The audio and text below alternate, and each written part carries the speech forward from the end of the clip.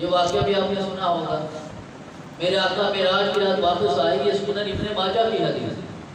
آقا نے کہا بلال کدھر ہے؟ بلال حاضر ہو گئے. آپ نے کہا بلال رات میں جنت کی سیر کر رہا تھا. میں اور جبریل تیسرا کوئی نہ تھا جنت میں. تو میں نے جنت میں چلتے چلتے کسی اور کی آواز سنی. میں نے جبریل سے پوچھا کون چل رہا ہے؟ جبریل نے کہا آقا آپ کا وہی کالا غلام بلال ہے، چلتا مکے کی سرزمین پہ ہے، چلنے کی آواز جنت میں سنائی دے رہی ہے. دیکھیے ہم سب کو جنت چاہیے، لیکن جنت کسی نے دیکھی نہیں ہے. یہ دیکھی ہے پہلی بار آیا ہے اور وہ بھائی مجھے لے کے آیا ہے. اکیلا آتا پتہ نہیں پہنچتا نہ پہنچتا.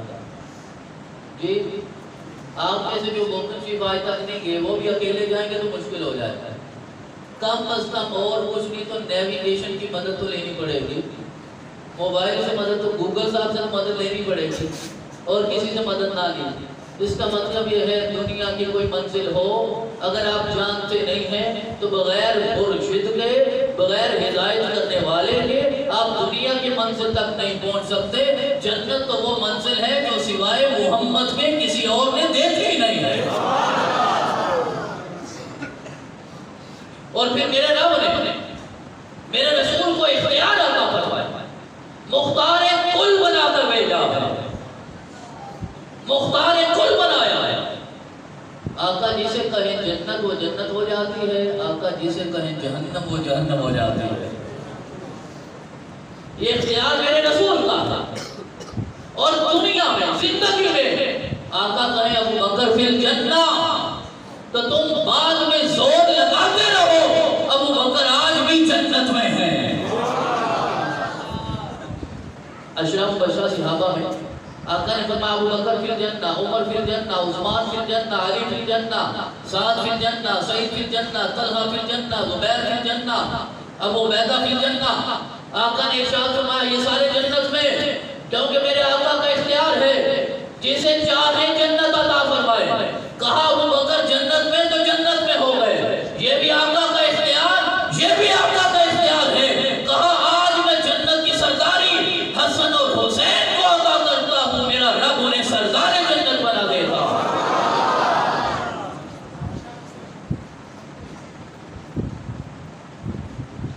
یہ بھی تو بات ہو رہی تھی کہ شاید تقریر کے بعد آپ نے نماز تسبیح پڑھنی ہے. یہ نماز کیا ہوتی ہے؟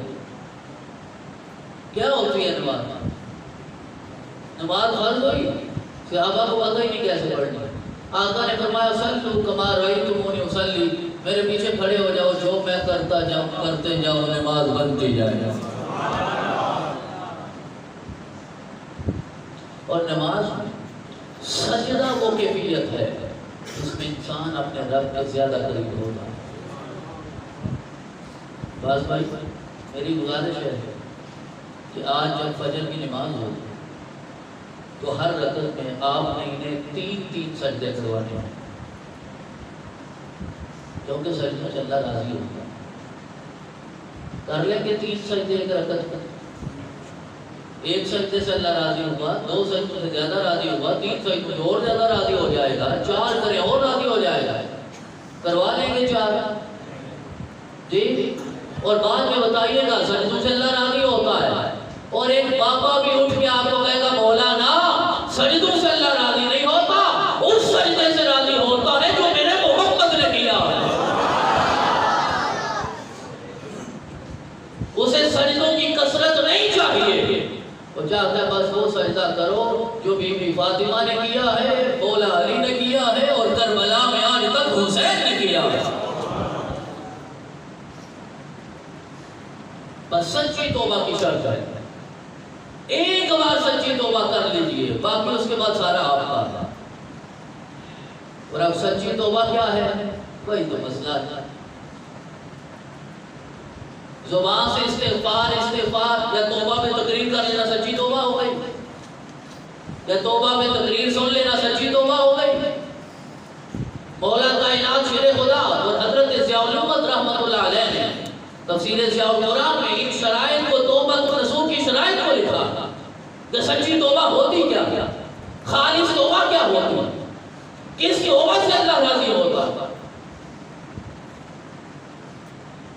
حضرت علی مسجد میں تشریف فرما ہے، ایک عرابی آیا، نماز پڑھی اور ہماری طرح ہاتھ بنائے استغفر اللہ استغفر اللہ استغفر اللہ، جس طرح ہم کرتے ہیں کہنے لگے۔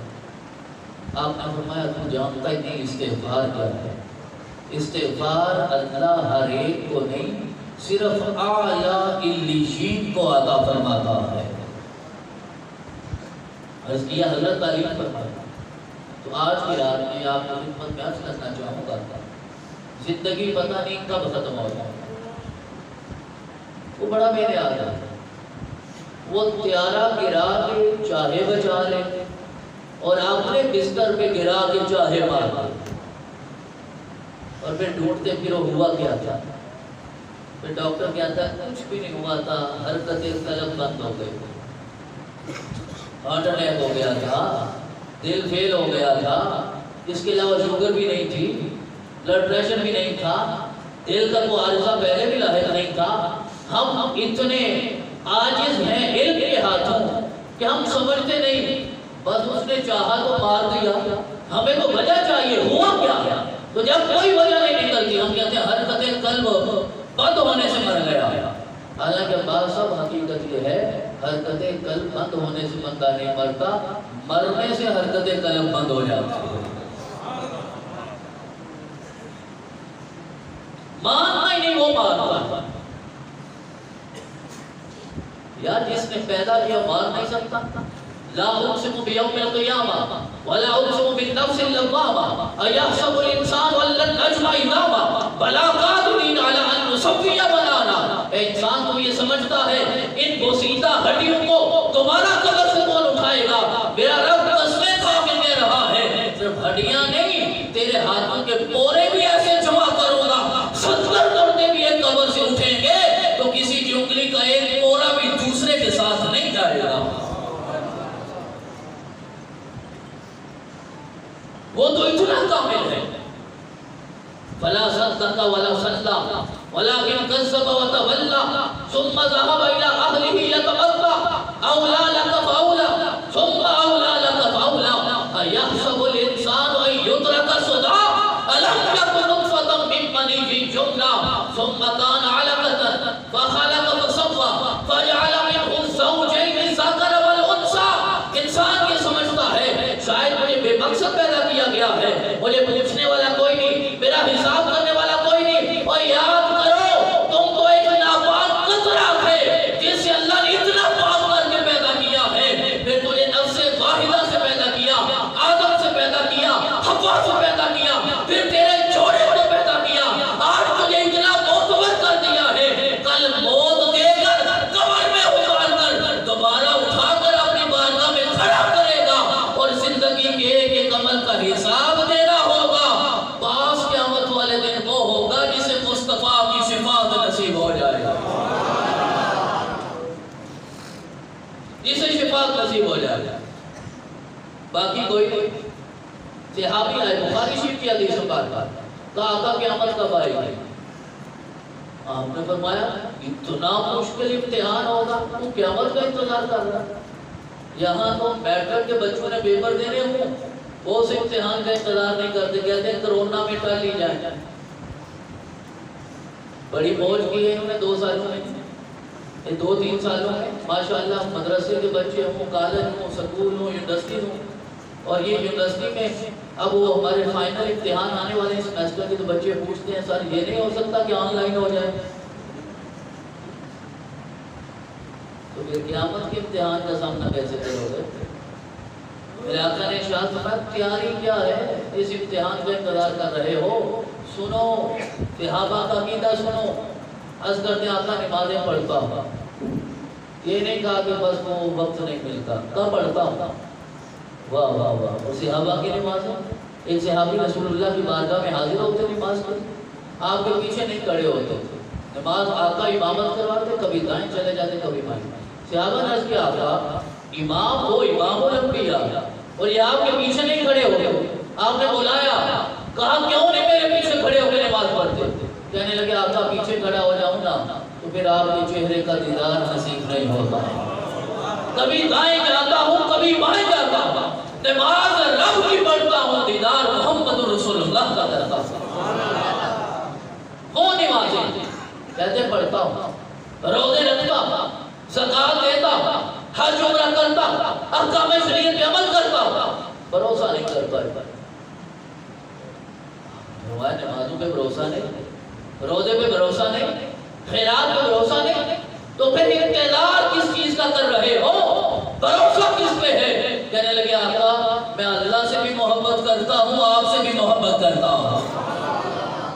آپ کی محبت پہ بھروسہ کرتے ہوئے قیامت کا انتظار کر رہا ہوں. آقا نے فرمایا اگر مجھ سے محبت کرتے ہو پھر پریشان ہونے کی ضرورت نہیں، تیرا حشر میرے قدموں میں ہوگا.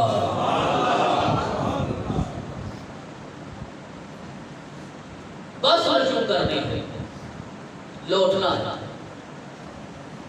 آج کل تو جتنے MLAs ہیں ان کے بھی ضمیر جاگ رہے ہیں. آپ کو بتایا آپ کا کب جاگے گا؟ وہ کہتے ہیں ہم ضمیر پہ فیصلہ کرتے ہیں، جب آخری سال ہوتا ہے سب کی ضمیر جاگ جاتا ہے. آپ بھی جاگیے، پلٹ آئیے، اس رب کی بارگاہ میں آ جائیے. میرے آقا نے ارشاد فرمایا جنت والے جنت میں، جہنم والے جہنم میں جا چکے ہوں گے.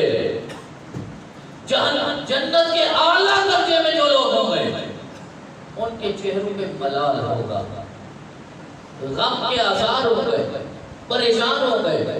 میرا رب آواز دے گا جو وعدہ کیا تھا پورا نہیں کیا، حوریں ملنے گئی، باغات ملنے گئے، شراب طہور کے جام پینے لیے، اب پریشان کیوں ہو؟ جنت پہ ملال کہاں؟ جنت پہ غم کیسا آ گیا؟ وہ کہیں گے مولا ہم نے ساری راتیں اٹھ کے عبادتیں حوروں کے لیے نہیں تیرے دیدار کے لیے کی تھی.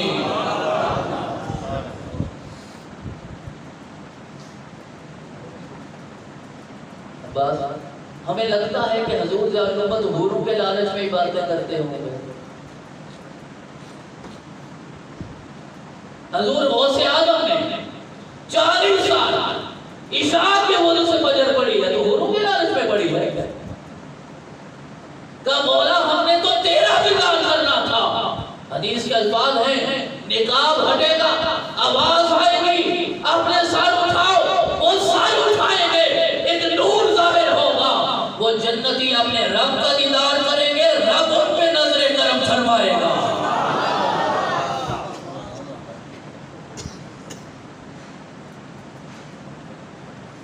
تو جو 70 ماؤں سے زیادہ محبت کرتا ہے اب اسے ڈرنا کیا ہے؟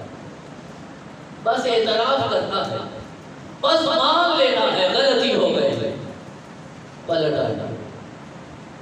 میں کئی بار کہتا ہوں اللہ نے عزت اپنے لیے نہیں ہمارے لیے رکھی ہے، دولت اپنے لیے نہیں ہمارے لیے رکھی ہے، اولاد اپنے لیے نہیں ہمارے لیے رکھی ہے. مانگنے کا سلیقہ آنا چاہیے، مانگنے کا سلیقہ آ جائے نا مانگنے کا، پھر کعبہ نیچے رہ جاتا ہے، بلال کعبے کی چھت پہ چڑھ کے اللہ اکبر کی صدا بلند کرتا ہے. اور مانگنے کا سلیقہ نہ آئے تو پھر بند مٹھی میں کنکریاں کلمہ پڑھ لیتی ہیں، ابو جہل کو کلمہ نصیب نہیں ہوتا. تو سچی توبہ کیا؟ اس اعرابی نے کہا حضرت آپ ارشاد فرمائے، آپ نے فرمایا 6 شرائط ہیں توبۃ النصوح، یاد کر لیجئے، اللہ ہم سب کو عمل کی توفیق عطا فرمائے. سب سے پہلے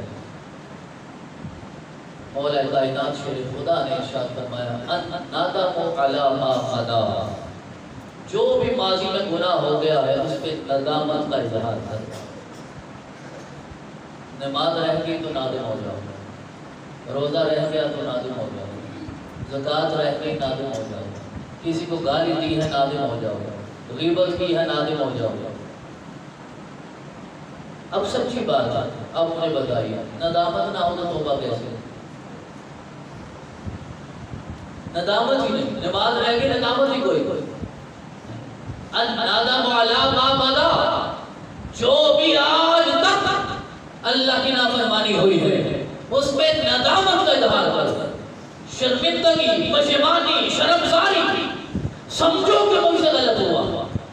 جب تک یہ احساس پیدا نہیں ہوگا توبہ کے سفر کے آپ مسافر نہیں بن سکتے۔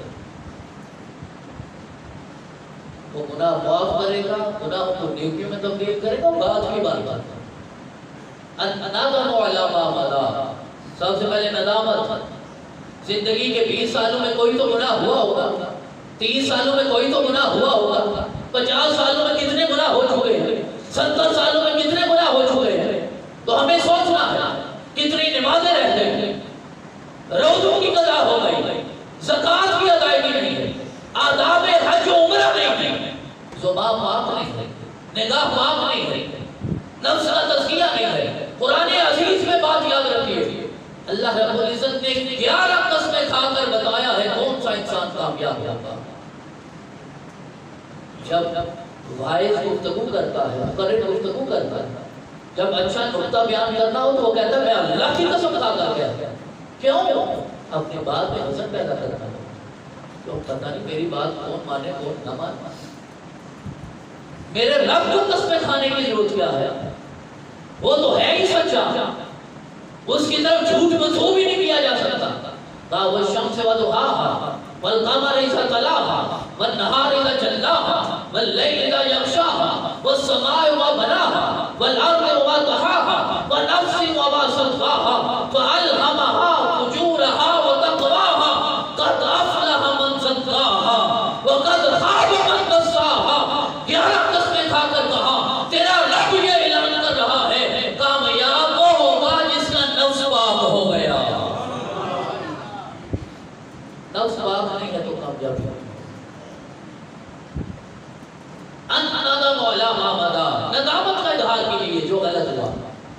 دوسرا ارشاد فرمایا جب ندامت ہو جائے تو آغاز ہو گیا، شرمندگی احساس پیدا ہو گیا۔ پھر دوسرا مرحلہ یہ ہے العزم علی ترک العود الیہ ابدا، پھر عزم مصمم کرو کہ آج کے بعد دوبارہ وہ گناہ میں نہیں کروں گا۔ ہماری توبہ صرف زبان کی ہوتی ہے، اسی لیے تو برکتیں نہیں ہوتی۔ عزم مصمم کرو دوبارہ وہ گناہ نہیں ہوگا۔ تیسرا ارشاد فرمایا کہ اگر حقوق العباد میں مخلوق کے حقوق میں سے کوئی حق مارا ہے تو پہلے اسے ادا کرو پھر توبہ کرو۔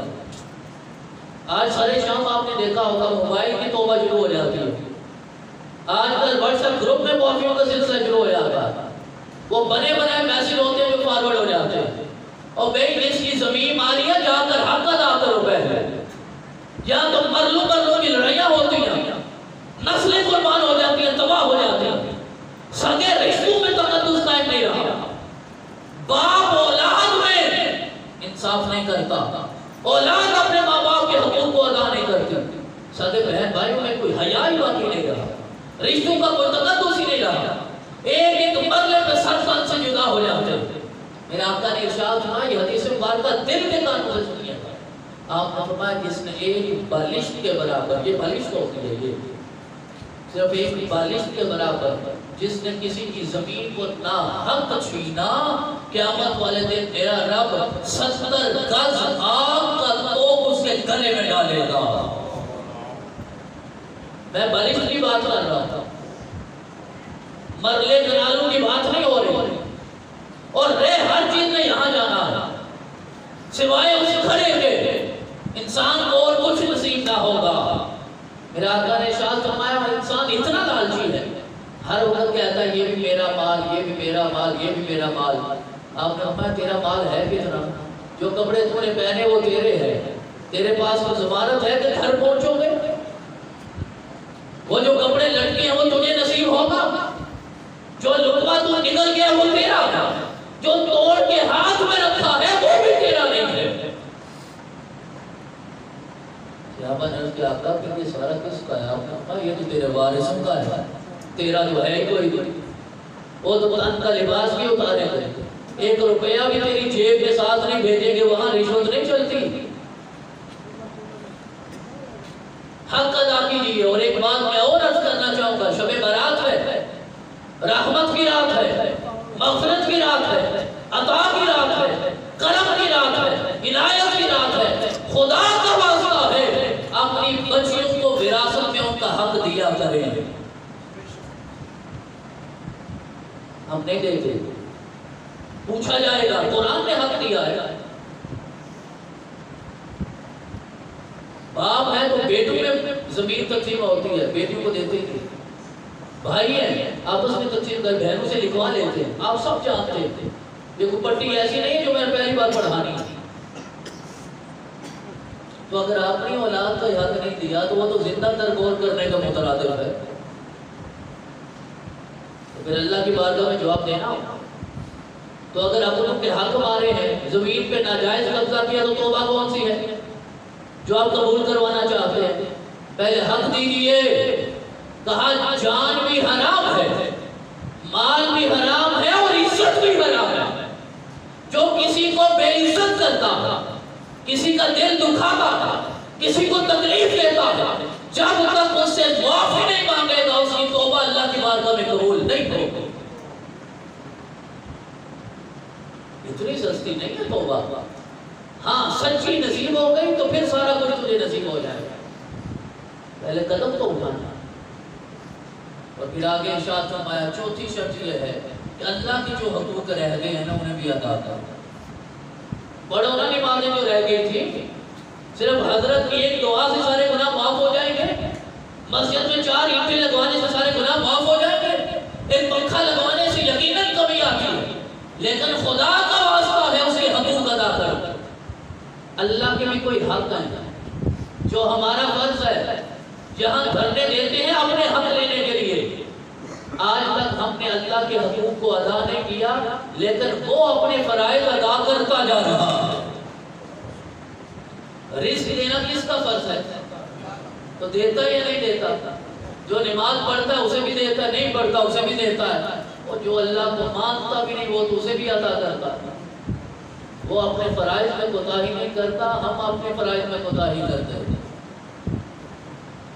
پھر ایک عجیب بات علی نے کہی، وہ خیر علی کر سکتے ہیں اور تو کوئی کر نہیں سکتا، لیکن کا سچی توبہ یہ ہے کہ حرام کھا کھا کر تیرے وجود میں جو گوشت چڑھا ہے، اب اسے اللہ کی بارگاہ میں ایسے جلاؤ کہ تیری ہڈیاں اور تیرا ماس اکٹھا ہو جائے اور سب حرام نکل جائے، پھر سجدہ کرو تو اللہ اسے قبول فرمائے گا۔ کر لو۔ یہ کوئی لوٹ سیل لگی ہے؟ اپنی بہنوں کو گالیاں دے کر کون سی توبہ کون سی جنت؟ میں کئی بار یہ عرض کرتا ہوں جو جنت مر کے لے رہی ہے وہ بات کی بات ہے، اور دنیا کو تو جنت بناؤ، میاں بیوی ایک دوسرے کے حقوق ادا کر کے گھر کو تو جنت بناؤ۔ گھر سب کے جہنم بنے ہوئے ہیں، سگے بھائی ایک دوسرے سے سلام نہیں لیتے، ایک گھر میں رہتے ہوئے جوان اولاد ماں باپ کو سال سال گزر جاتے، تم تک نہیں دباتے۔ میرے آقا نے ارشاد فرمایا 2 سال ہو گئے نا حج مانتا ہے، نیند تو نہیں آگے سب کسی کسی کو آگے وہ آنی بھی ہے۔ ایک نعرہ لگائی گئی، نعرہ تکبیر، نعرہ رسالت، نعرہ حیدری، 2 سال ہو گئے حج بند ہے، عمرہ بھی تقریباً بند ہے۔ پتہ اللہ نے کیوں کر دیا؟ ہمیں یہ سمجھانے کے لیے کہ کہیں یہ تصور نہ کرنا کہ تیرے طواف کرنے سے وہ خدا ہے، کہیں یہ نہ سمجھنا تیرے حجر چومنے سے وہ خدا ہے، یہ نہ سمجھنا تو حرم آباد کرے گا وہ خدا ہے، کوئی بھی حرم نہ آئے پھر بھی رب العالمین وہی ہے، اسے کوئی فرق نہیں۔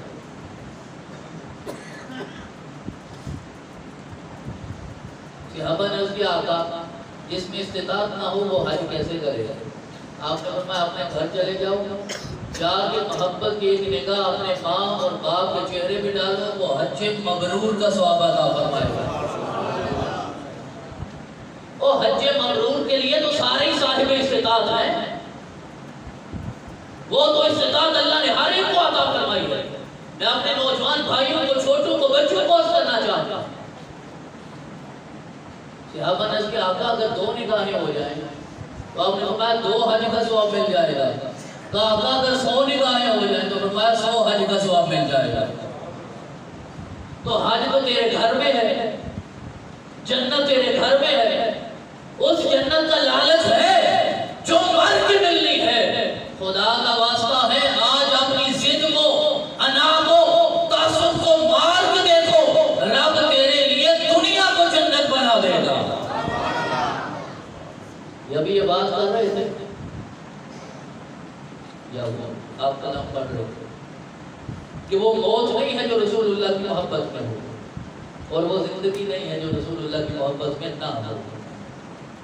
سینے پہ ہاتھ رکھ کے بتائیے آپ کو کیا لگتا ہے حضرت حمزہ مر گئے ہیں؟ آپ کو کیا لگتا ہے جو شہدائے بدر ہیں، شہدائے احد ہیں، شہدائے خندق ہیں، خیبر ہیں، کربلا میں شہید ہوئے، وہ سارے ختم ہو گئے ہیں؟ نہیں، وہ آج بھی زندہ ہے، کیونکہ زندگی محمد رسول اللہ کی محبت کا نام ہے۔ آقا کی محبت نہیں تو زندگی نہیں، گزار دیجیے، سب کی گزر جائے گی، ڈونلڈ ٹرمپ کی بھی گزر گئی، آپ کی بھی گزر جائے گی۔ مسلمان پیدا ہونا کمال نہیں ہے، یاد رکھیے میری بات۔ اللہ بارڈر پار پیدا کرتا تو کسی ہندو کے گھر پیدا ہوتا۔ مسلمان گھر میں پیدا ہونا تیرا کمال نہیں، وہ اللہ کا انتخاب ہے، اس کی مہربانی ہے، اس کی عنایت ہے۔ تو مسلمان پیدا ہونا کمال نہیں، مسلمان مرنا کمال ہے۔ تو آپ نے فرمایا حرام کی کمائی سے جو غذا حاصل کی وہ ساری چلاؤ، اور آخر میں ارشاد فرمایا کہ آج تک اپنے جسم کو اللہ کی نافرمانی کی جو عادت ڈالی ہے نا، وہ عادت ختم کر کے اب اللہ کی اطاعت کی عادت ڈالو۔ یہ 6 چیزیں جمع ہو گئی، کہا توبہ نصوح ہو جائے گی، سچی توبہ ہو جائے گی، عسیٰ ربکم ان یکفر عنکم سیئاتکم، پھر میرا رب تیری زندگی کے سارے گناہ بھی معاف فرما دے گا، وَيُدْخِلَكُمْ جَنَّاتٍ تَجْرِی مِن تَحْتِهَا الْأَنْہَارُ، پھر تمہیں جنتیں بھی عطا فرمائے گا، اور قیامت والے دن تجھے اپنا نور بھی عطا فرمائے گا۔ نورہم یسعی بین ایدیہم وبایمانہم، کیا عطا فرمائے گا؟ سارے بولیے، پتہ ہے کس نے نور عطا فرمائے گا؟ ابھی آپ کو نور کی سمجھ نہیں آئی، یہ ساری روشنیاں گل ہو جائیں نا پھر آپ کو نور کی سمجھ آئے گی، ابھی نہیں آپ کو پتا۔ اذا الشمس كورت واذا النجوم انكدرت واذا الجبال سجرت واذا العشار عطلت، سورج گیا، چاند گیا، تارے گئے، ہر چیز کو میرے رب نے لپیٹ کے ختم کر دیا۔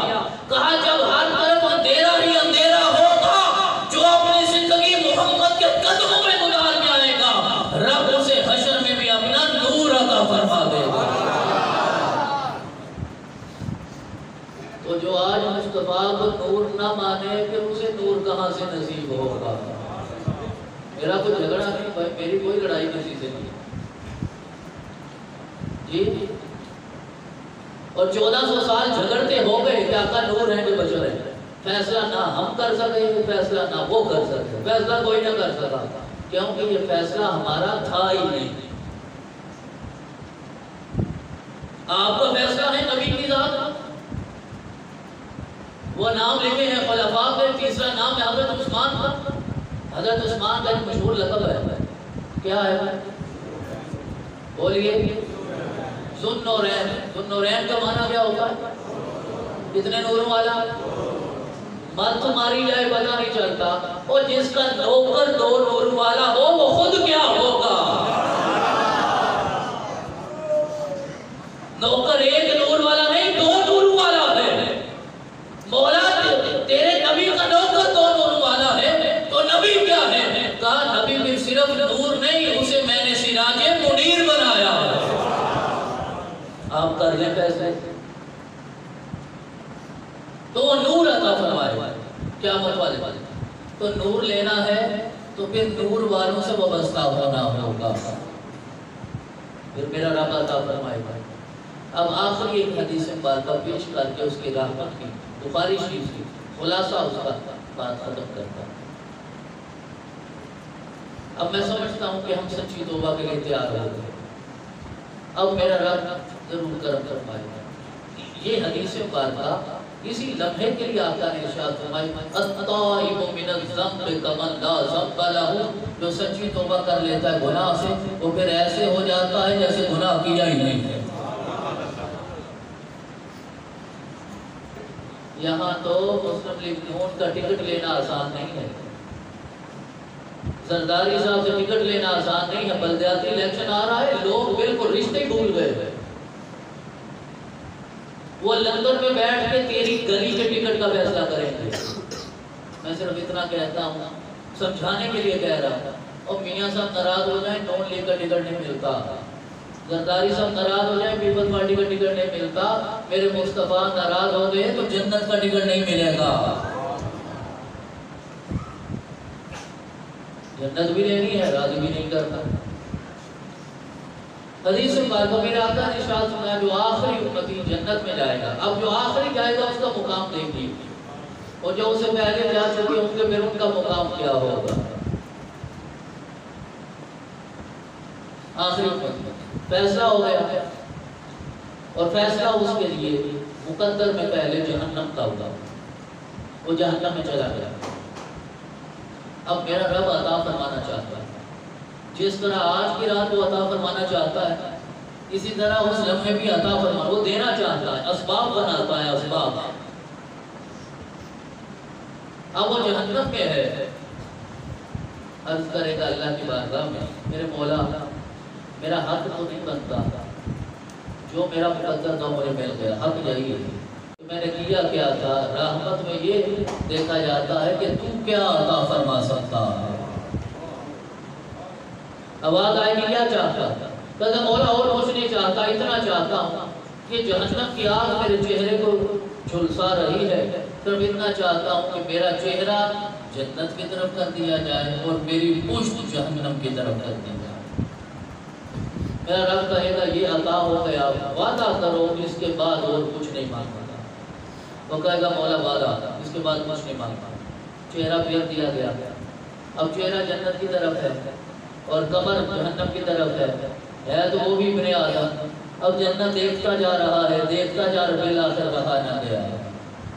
کہا مولا حق تو مانگ ہی نہیں رہا، رحمت کی بات کر رہا ہوں، مہربانی فرما دے، اس کے بعد کچھ نہیں مانگوں گا، بس مجھے جہنم سے نکال کے جنت کی دہلیز پہ ڈال دے، جنت نہیں مانگتا۔